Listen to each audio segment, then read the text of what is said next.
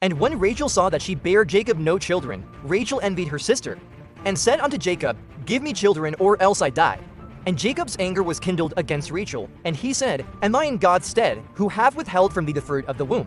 And she said, Behold my maid Bilhah, go in unto her, and she shall bear upon my knees, that I may also have children by her. And she gave him Bilhah her handmaid to wife, and Jacob went in unto her.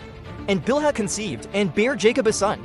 And Rachel said, God hath judged me, and hath also heard my voice, and hath given me a son. Therefore called she his name Dan. And Bilhah Rachel's maid conceived again, and bare Jacob a second son. And Rachel said, With great wrestlings have I wrestled with my sister, and I have prevailed. And she called his name Naphtali. When Leah saw that she had left bearing, she took Zilpah her maid, and gave her Jacob to wife. And Zilpah Leah's maid bare Jacob his son. And Leah said, A troop cometh, and she called his name Gad. And Zilpah Leah's maid bare Jacob a second son. And Leah said, Happy am I, for the daughters will call me blessed. And she called her name Asher. And Reuben went in the days of wheat harvest, and found mandrakes in the field, and brought them unto his mother Leah.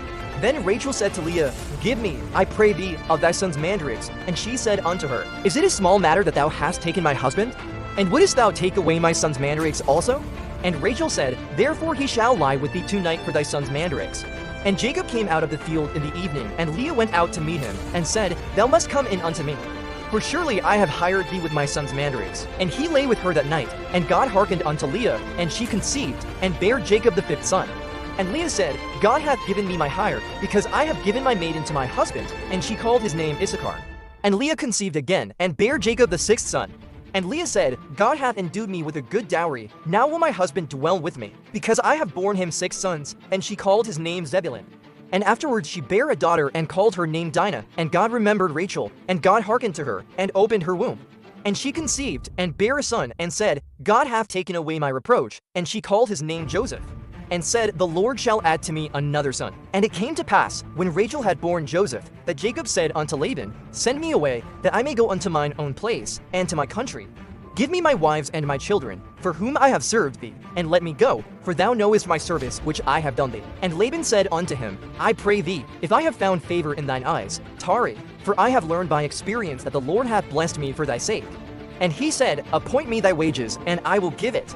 And he said unto him, Thou knowest how I have served thee, and how thy cattle was with me. For it was little which thou hadst before I came, and it is now increased unto a multitude.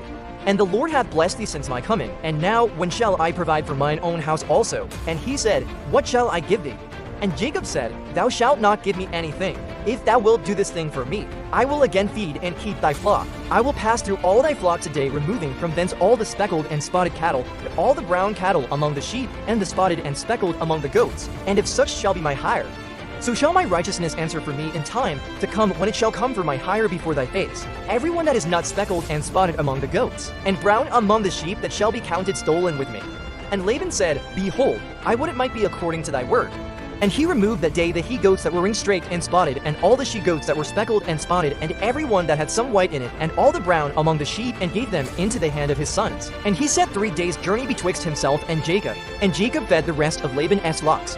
And Jacob took him rods of green poplar, and of the hazel and chestnut tree, and pilled white strakes in them, and made the white appear which was in the rods. And he set the rods which he had pilled before the flocks in the gutters in the watering troughs when the flocks came to drink, that they should conceive when they came to drink. And the flocks conceived before the rods, and brought forth cattle ring-straked, speckled, and spotted. And Jacob did separate the lambs, and set the faces of the flocks toward the ring-straked, and all the brown in the flock of Laban. And he put his own flocks by themselves, and put them not unto Laban's cattle. And it came to pass, whensoever the stronger cattle did conceive, that Jacob laid the rods before the eyes of the cattle in the gutters, that they might conceive among the rods. But when the cattle were feeble, he put them not in. So the feebler were Laban's, and the stronger Jacob's. And the man increased exceedingly, and had much cattle, and maidservants, and menservants, and camels, and asses.